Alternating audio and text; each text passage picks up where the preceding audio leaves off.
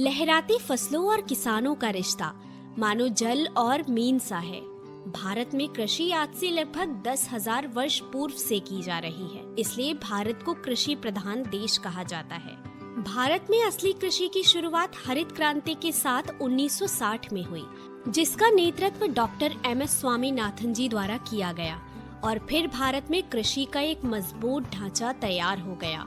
आज भारत के पास हर वो तकनीक है जिसकी जरूरत एक कृषक को थी।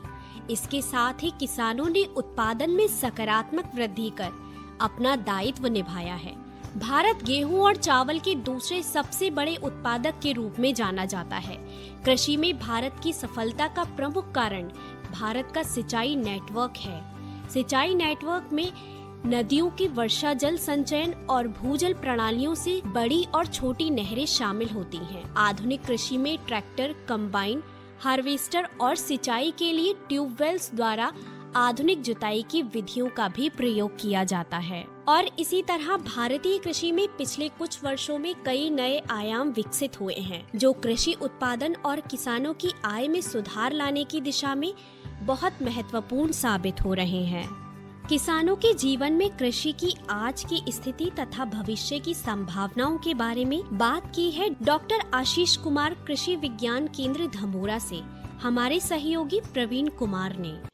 आपका परिचय? जी नमस्कार, मैं डॉक्टर आशीष कुमार कृषि विज्ञान केंद्र धमोरा रामपुर पर एक उद्यान वैज्ञानिक के तौर पे कार्यरत हूँ। डॉक्टर साहब देखिए, आज हम आपके KV के धमोरा पर आए हुए हैं। हम आपसे जानना चाहेंगे, जैसे कि आप देख रहे हैं कि इस समय हमारे देश की खेती बाड़ी यानी कि कृषि ने काफ़ी विकास किया है, आगे क्या संभावनाएं दिख रही हैं आपको? देखिए, अगर अभी हम फिलहाल की बात करें तो अभी की सिचुएशन को देखते हुए हमने अपने आप को जो हमारी खाद्य उत्पादन है, जो हमारे खाद्य उत्पाद हैं, उसमें अपने आप को आत्मनिर्भर किया है। ठीक है।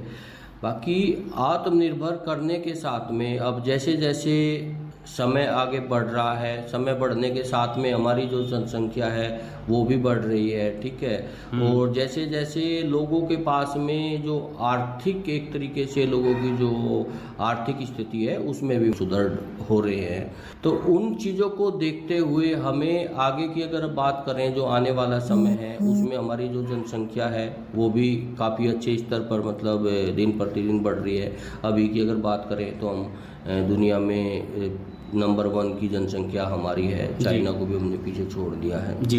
तो इसी चीज़ को हमें ध्यान में रखते हुए कि आगे आने वाले समय में हमारी जनसंख्या कितनी होगी, तो हमें अपनी जो उत्पादन क्षमता है उसको भी बढ़ाना होगा। उत्पादन क्षमता भी हम काफ़ी बढ़ा भी चुके हैं, पर दिक्कत क्या है कि उत्पादन क्षमता तो हमने बढ़ाई है। जी। उत्पादन क्षमता बढ़ाने के बाद भी हमारा, अगर मैं उद्यान सेक्टर की बात करूं तो उसमें जो हमारे जो खाद्य पदार्थ हैं वो एक तरीके से काफ़ी सारे मतलब ख़राब भी हो जाते हैं या डंप हो जाते हैं। अगर उद्यान के अगर हम फल और सब्जियों की बात करें तो उनमें लगभग 25-30% तक जो हमारे सब्जियां और फल हैं वो क्या होते हैं, वो ख़राब हो जाते हैं। जी। तो अगर हमें ये हमारे जो फल और सब्जियां हैं हम इनको ख़राब होने से बचाएं, यानी कि इनमें वैल्यू एडिशन करके इनको प्रोसेसिंग की तरफ लेके जाएं और हमारी जो प्रोसेसिंग इंडस्ट्री है उसको एक तरीके से सुदृढ़ करें, तो जो आने वाली हमारी जो फूड सिक्योरिटी की समस्याएं होंगी, जो हमारी जनसंख्या बढ़ेगी, तो उसके लिए हम एक तरीके से जो खाने की व्यवस्था है उसको भी मतलब एक हमें उसमें सहायता मिलेगी। दूसरा ये है कि हमारी जो पॉपुलेशन है, जो हमारी जो जनसंख्या है उसको एक तरीके से जो बैलेंस डाइट है, अगर बैलेंस डाइट की बात करें हम, तो जो हमारे सब्जियां और फल हैं इनका जितना ज़्यादा से ज़्यादा उपयोग हमारे खाने में बढ़ेगा तो उससे हमारी जो जनसंख्या है उसको एक तरीके से बैलेंस डाइट मिलेगी। अगर सब्जियों की बात करें, एक स्वस्थ आदमी को लगभग 300 ग्राम सब्जियों की आवश्यकता होती है एक दिन में खाने के लिए, यानी कि एक इंसान को 300 ग्राम सब्जियों का इस्तेमाल करना चाहिए। बाकी वो अभी मतलब उपलब्ध चीज़ें नहीं हो पा रही हैं। उसका कुछ कारण है कि कहीं पे या तो प्रोडक्शन ऐसे समय पे होता है कि हमने मान लिया वो बाज़ार में चीज़ें एकदम से अवेलेबल तो होती हैं, जी। पर समय के साथ में क्या होता है, बाज़ार में ऐसे समय पे वो अवेलेबल हुई, उस टाइम पे कंजप्शन हमारा उसका हो नहीं पाता, और कंजप्शन पूरा ना हो पाने के कारण वो हमारी चीज़ें क्या होती हैं, वो ख़राब हो जाती हैं या सड़ जाती हैं। तो इससे किसान को लॉस भी होता है, और लॉस होने के साथ साथ में हमारा मतलब खाद भी एक तरीके से बर्बाद हो जाता है उसमें।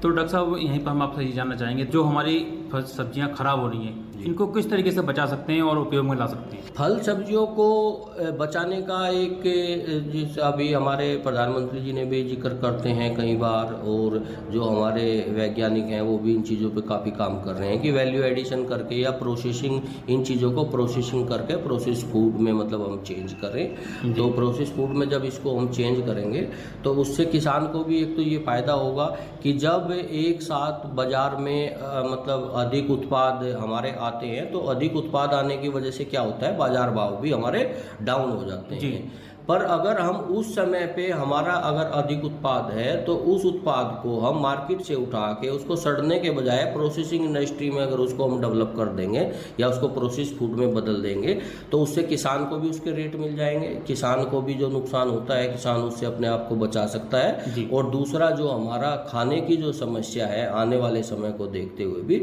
उस समस्या को भी हम काफ़ी हद तक अपनी को एक तरीके से उसका समाधान कर सकते हैं। तो डॉक्टर साहब किन किन माध्यमों से हमारे किसान भाई सब्जियों को बचा सकते हैं?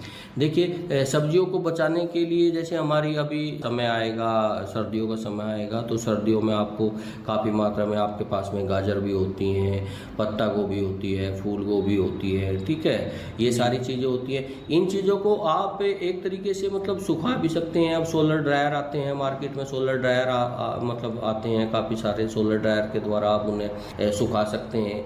इनके अलावा आप इनका पिकल्स भी बना सकते हैं, अचार बना सकते हैं।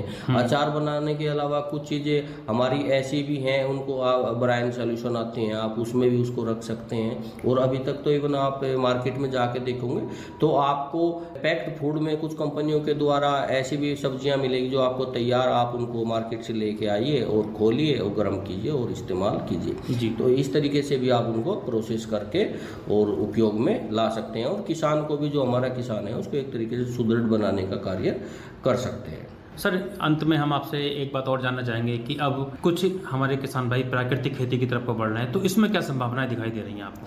जी देखिए, प्राकृतिक खेती की तरफ बढ़ना हम लोगों के लिए एक तरीके से आप ये समझ लीजिए कि वो हमारी आवश्यकता भी है और हमारे लिए ज़रूरी भी है। जो पिछला जो समय गया, अगर हरित क्रांति के समय से बात करें तो उस समय पे जो हम फर्टिलाइजर्स का जो हमारा इस्तेमाल करते थे वो लगभग 1 किलो प्रति हेक्टेयर के आसपास मतलब इस्तेमाल उसका औसत आता था, ठीक है। और अगर अभी की बात करें तो कुछ प्रदेश ऐसे हैं कि जहाँ पे ये मतलब 200 किलो तक का मतलब प्रति हेक्टेयर के हिसाब से फर्टिलाइजर्स का जो इस्तेमाल किया जा रहा है। ज़्यादा फर्टिलाइजर के इस्तेमाल करने से जो हमारे जो जीवाणु होते हैं, जो बैक्टीरिया भूमि में पाए जाते हैं, उनकी दशा पर बहुत ही विपरीत प्रभाव पड़ा है। और हम ज़्यादा मात्रा में फर्टिलाइजर डाल तो रहे हैं पर हमारा पौधा उसको ले नहीं पा रहा है। तो हमें प्राकृतिक खेती के द्वारा एक तरीके से हम ये कह सकते हैं तो हमारी जो मृदा का स्वास्थ्य है वो खराब हुआ है। और अगर हमें अपनी मृदा के स्वास्थ्य को सही करना है, ठीक है, तो हमें प्राकृतिक खेती की तरफ लौटना होगा। जी डॉक्टर साहब, आपसे बात हुई, आपका बहुत बहुत धन्यवाद। जी धन्यवाद। तकनीकी प्रगति और डिजिटलीकरण द्वारा खेती में आधुनिक तकनीकों का उपयोग बढ़ा है, जैसे कि ड्रोन, सेंसर सटीक खेती और कृत्रिम बुद्धिमत्ता। कृषि में ड्रोन और स्मार्ट मशीनरी का उपयोग कीटनाशक और उर्वरकों के छिड़काव के लिए किया जा रहा है।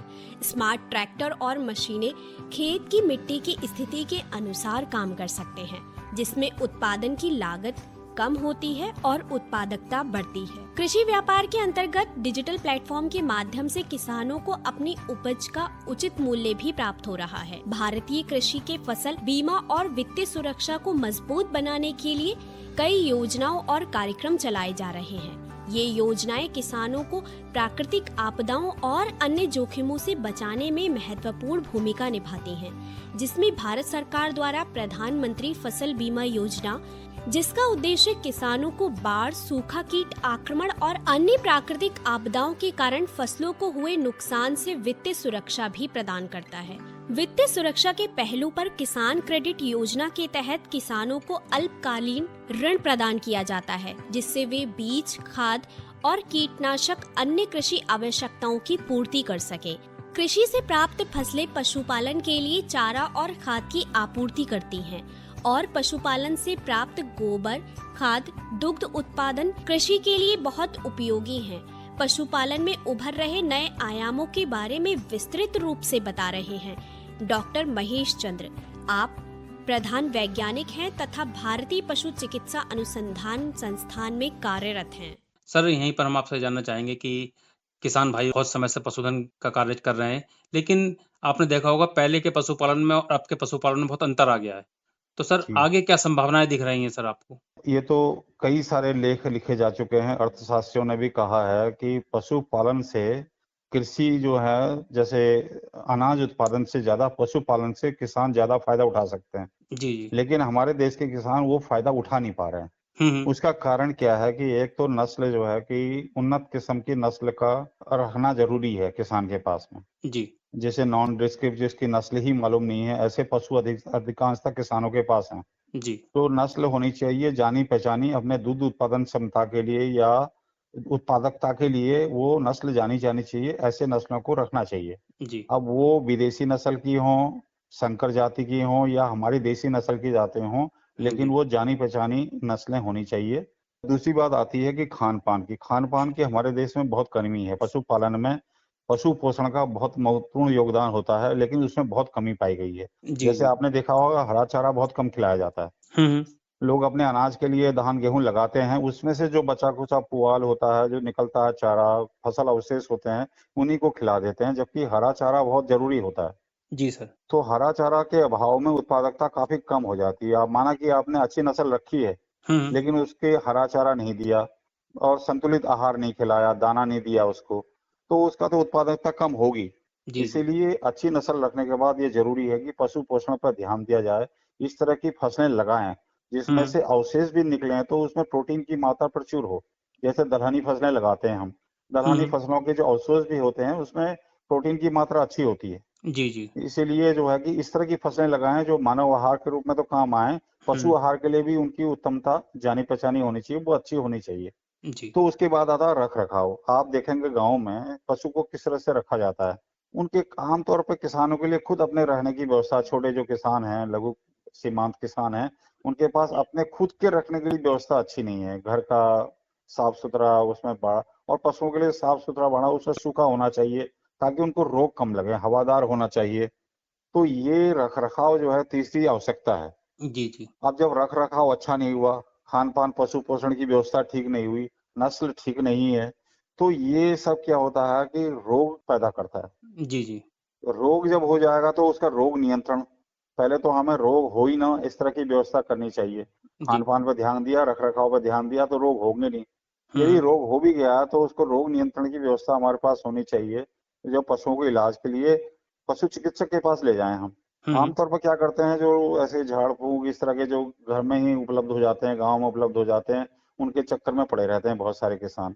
योग्य पशु चिकित्सक के पास जाना बहुत आवश्यक है ताकि उसका सही इलाज हो पाए। जी तो जी। ये आमतौर पर किसान करते नहीं, या उनको लगता होगा कि इतना खर्च हम कैसे उठा पाएंगे। जी जबकि जी। सरकारी अस्पतालों में तो ये लगभग फ्री होता है, इतना ज्यादा लगता भी नहीं खर्चा, उनका देखना चाहिए। जी अब सर। लाभ लेने के लिए बहुत महत्वपूर्ण एक बात है कि हम उन उत्पादों को सीधे ही बेच रहे हैं, यानी कि दूध निकाला बेच दिया। जी जी। लेकिन कुछ लोग क्या करते हैं, उसके उत्पाद बनाते हैं। जैसे आपने जी। दूध निकाला उसमें से दही बना लिया, हम्म। घी बनाया। मार्केट में जो है कि बाजार में फ्लेवर्ड मिल्क आप देख रहे होंगे, कई रंग के जो है दूध में उसको कई उत्पाद बना लेते हैं वो। जी अब सर। उनको अगर जब खरीदेंगे आप तो रेट लगेगा कि कितना महंगा पड़ता है वो। हम्म। तो आप किसान बेच लेगा 25 रुपए, 30 रुपए, 35 रुपए लीटर बेच दिया दूध, लेकिन वो जो बिचौलिए जो हैं उसमें से कई उत्पाद बना के वो लाभ उनके पास जाता है, जी। किसानों के पास नहीं आता है। हमारे देश से पशु उत्पादों की निर्यात की भी बहुत ज्यादा संभावना है। मीट के लिए, दूध उत्पादनों की यदि इसके लिए, और यदि हम निर्यात कर पाए तो पशुपालकों को बहुत ज्यादा फायदा होगा। लेकिन निर्यात कर पाए इसके लिए गुणवत्ता का होना बहुत जरूरी है। जी, जी। साफ सुथरा, यदि दूध भी आप अगर जब बेच रहे हैं वो हुँ। स्वच्छ होना चाहिए। जी। स्वच्छ मांस या स्वच्छ दूध उत्पादन बहुत ही आवश्यक है ताकि हम निर्यात कर पाए। कई वस्तुओं की ना, कई फसलों का, कई अनाजों का हम निर्यात करते हैं। जिन भी फसलों का, जैसे मसालों का करते हैं, हम निर्यात करते हैं, कॉटन का करते हैं, कपास का, तो उनमें क्या होगा, काफी लाभ होता है किसानों को, क्योंकि निर्यात से विदेशी मुद्रा हमारे देश में आ रही है।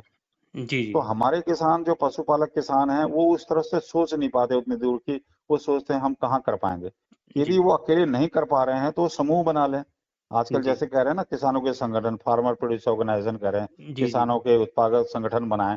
तो अकेले न कर पाए, क्योंकि 1 या 2 लीटर दूध हर घर में हो रहा है। हुँ, हुँ। जैसे कोऑपरेटिव बनाई गई ना, सहकारी समितियां बनाई गई, जी, तो जी। हमारे जैसे इस क्षेत्र में सहकारी समितियां इतनी प्रचलित नहीं है, लेकिन जैसे गुजरात में है, कई राज्यों में अच्छा प्रदर्शन कर रही हैं। लेकिन हमारे वहाँ इतना अच्छा सोसाइटीज का काम, सहकारी दूध समितियों का काम चल नहीं रहा है। लेकिन अगर हुँ। जब किसान संगठन बना के इसको काम करें तो वो ही कई उत्पाद बना सकते हैं पशुओं से, जी, दूध जी। से ही उत्पाद कई बना सकते हैं, तो अपने लाभ में वृद्धि कर सकते हैं। यदि हमारे देश से इनका निर्यात होने लगे, वैसे ही होता है, पशु का मांस का बहुत निर्यात होता है हमारे देश से, जी, भैंस के जी। मांस का बहुत निर्यात होता है, बड़ा निर्यातक देश है भारत। ऐसे ही हम जितने निर्यात कर पाएंगे उतना ही हमारे देश को लाभ होगा, उतने ही किसानों को लाभ होगा।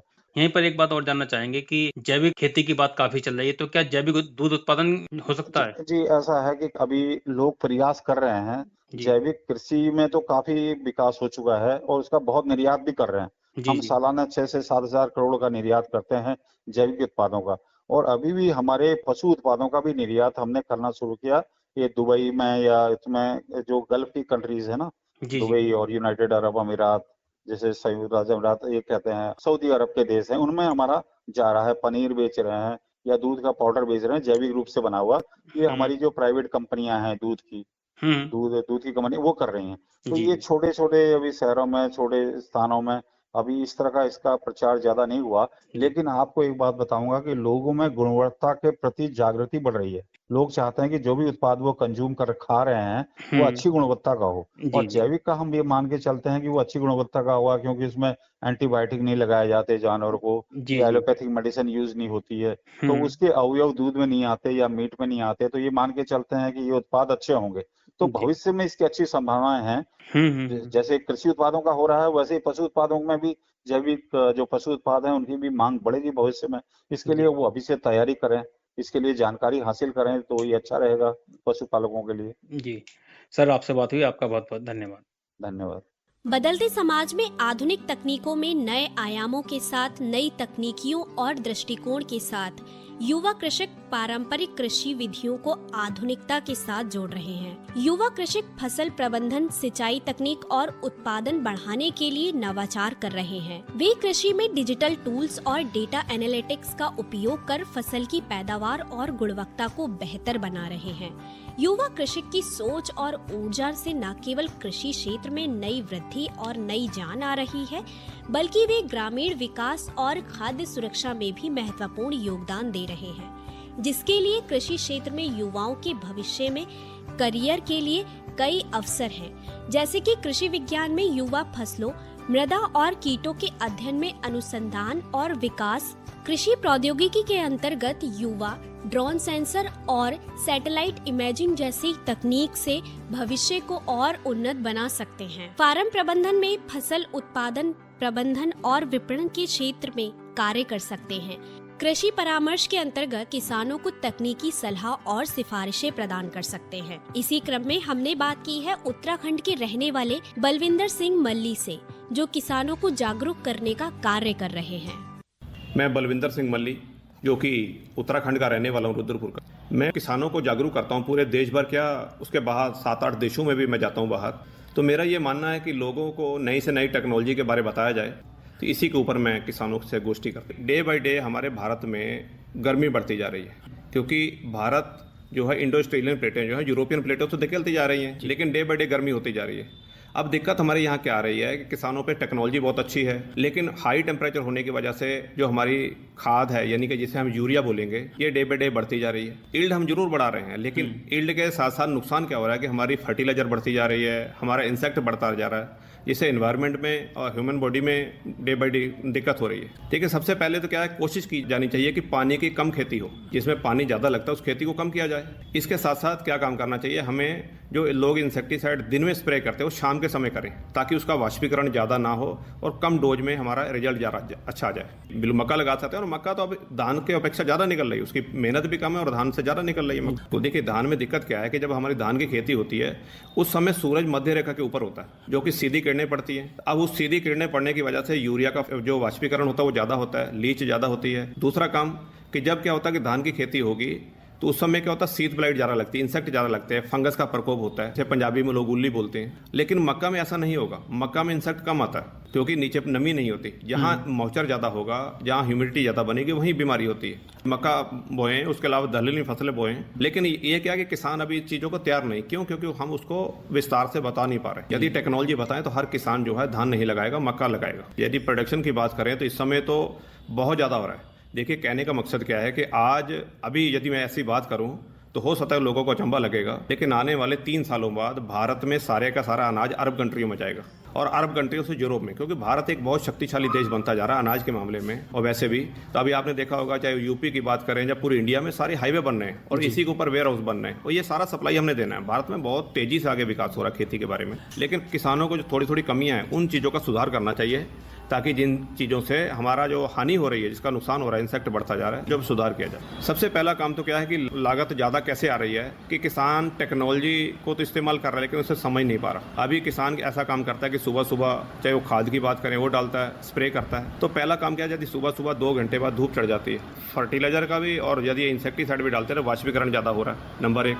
यदि किसान शाम के समय करेगा तो फर्टिलाइजर भी कम पड़ेगा और वाष्पीकरण भी कम होगा, लीच कम होगा। दूसरी बात, जो इंसेक्टिसाइड की स्प्रे करते हैं, तो यदि हमारी कीड़ों की बात करें तो सुंडी 2 तरह की है, स्पोडोप्टेरा और हेलोथीसिस। ये दोनों ही धूप में नहीं काम करती, रात में, शाम के समय काम करती हैं, नुकसान करती है, क्योंकि दिन में सूरज में रोशनी से इंसेक्ट में कार्टिन हार्मोन नहीं बन पाता। इस चक्कर में वो रात को करते हैं और लोग स्प्रे सुबह कर देते हैं, जिसके क्या 2 घंटे बाद दवाई सूख जाती है, तो रिजल्ट कम आता है। कि अभी क्या है, किसान बहुत लोग खेतों में आगी लगा रहे हैं, तो आगे का लोग अभी समझ नहीं पा रहे कि आगे क्यों लगा रहे हैं। क्योंकि यदि हम खेत में आगी लगाते हैं तो हमारा 1 से 1.5 इंच नीचे आगी जो जलती है वो नीले रंग की जलती है, फिर ऊपर लाल, वो हमारी मिट्टी का जो गंधक है, जिसे हम सल्फर बोलते हैं, वो जलता है। तो यदि सल्फर ऐसे जलता रहेगा तो हमारी जमीन में क्या होगा, फंगस का अटैक बहुत बढ़ेगा। वैसे यदि हम माने तो फंगस 17 तरह की है, मेजर 4 हैं, राइजोक्टोनिया, फाइटोप्थोरा, पीथियम और फिजोरियम। किसान यदि थोड़ा थोड़ा जागरूक हो जाएं और ऐसी मीटिंग में भाग लें, जहां बुक्स पढ़ें, जहां इन चीज़ों की जानकारी रखें, तो देश की खेती और आगे बढ़ सकती है और खर्चा कम हो सकता है। कृषि को और समृद्ध बनाने के लिए रसायन मुक्त खेती की ओर बढ़ता रुझान अग्रसर है। जैविक उत्पादों की बढ़ती मांग के साथ साथ किसान भी जैविक खेती की ओर अग्रसर हो रहे हैं। जैविक खेती किसानों के द्वारा प्राकृतिक तरीकों पर आधारित होती है, जैसे कंपोस्ट, कीट नियंत्रण के लिए प्राकृतिक कीटनाशक तथा फसल चक्र का उपयोग, जिससे मिट्टी की गुणवत्ता में सुधार, पर्यावरण की सुरक्षा और प्राकृतिक पारिस्थितिकी तंत्र का संरक्षण। परंतु रासायनिक खेती से मिट्टी की गुणवत्ता में कमी, पर्यावरण प्रदूषण और स्वास्थ्य पर संभावित दीर्घकालिक प्रभाव होते हैं। इन महत्वपूर्ण तथ्यों को ध्यान में रखकर किसानों द्वारा संवहनीय कृषि प्रणाली प्राकृतिक संसाधनों के संरक्षण पर आधारित है, जो पर्यावरण के अनुकूल और दीर्घकालिक है। इससे जल संरक्षण, मृदा स्वास्थ्य और जैव विविधता को बनाए रखना प्रमुख है। भूमि संरक्षण हेतु मृदा स्वास्थ्य कार्ड योजना भारत सरकार द्वारा शुरू की गई एक पहल है, जिसका उद्देश्य किसानों को उनकी मिट्टी की गुणवत्ता के बारे में जानकारी प्रदान करना है। कृषि के नए आयामों के अंतर्गत जल संरक्षण पर भी कार्य हो रहे हैं, क्योंकि जल की उपलब्धता और गुणवत्ता फसलों की पैदावार और मिट्टी की उर्वरता को सीधे प्रभावित करती है तथा जल संरक्षण में बहुत सी पद्धतियों का उपयोग किया गया है। टपक सिंचाई पद्धति में पानी को सीधे पौधों की जड़ों तक पहुंचाया जाता है। स्प्रिंकलर सिंचाई मिट्टी को समान रूप से पानी देती है। वृष्टि संचयन यानी रेन वाटर हार्वेस्टिंग में वर्षा के पानी को एकत्रित कर उसे उपयोग में लाना, जैसे कि तालाब, कुंड तथा जलाशयों में संग्रहित करना। मल्चिंग सिंचाई में मिट्टी की सतह पर एक परत डालने से पानी की वाष्पीकरण दर कम होती है और मिट्टी की नमी बनाए रखी जाती है। समोच्च जुताई काउंटर प्लोइंग ढलान वाले क्षेत्रों में फसलों की कतारों को ढलान के समांतर उगाना, जिसमें पानी का प्रवाह धीमा होता है और भूमि का कटाव कम होता है। कृषि क्षेत्र में नए रुझानों की अगर बात करें तो हाइड्रोपोनिक खेती भी उपयोग में लाई जा रही है। हाइड्रोपोनिक खेती एक आधुनिक कृषि तकनीक है जिसमें फसलों को मिट्टी के बिना विशेष पोषक तत्व युक्त पानी में उगाया जाता है। इससे शहरों में छोटे फार्मिंग स्पेस के लिए भी उपयुक्त माना जाता है और भारत में कृषि की नई दिशा में ये एक महत्वपूर्ण कदम साबित हो रहा है।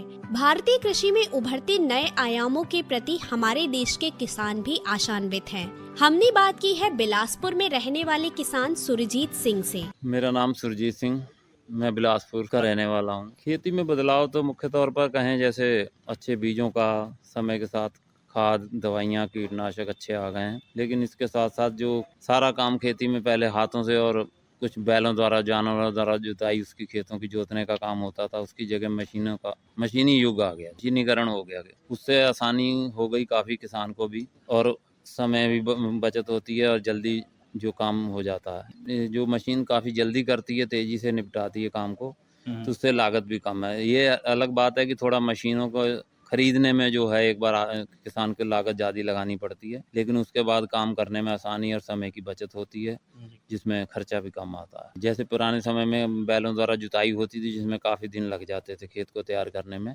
तो इतने समय में खेत की नमी जो है, कई बार ये भी होता था कि नमी कम हो गई तो बुआई में दोबारा उसे पलेवा करके बोने में काफ़ी दिन लेट हो जाती थी। देर से बुआई से फसल अपने आगे आने वाली जो फसल थी वो कम होती थी, लेकिन अब मशीनों द्वारा जल्दी से बुआई हो जाती है। हाँ जी, देखिए अभी समय के साथ जैसे मशीनीकरण हुआ है, लेकिन अब भी उसमें मनुष्यों द्वारा जो हाथ से काम है काफ़ी खेती में अब भी होता है, तो उसकी जो दिनों दिन जैसे अब इसमें मजदूरों की कमी हो रही है खेती में, इसके लिए मजदूर नहीं समय पे मिल पाता, तो अभी और मशीनीकरण होगा।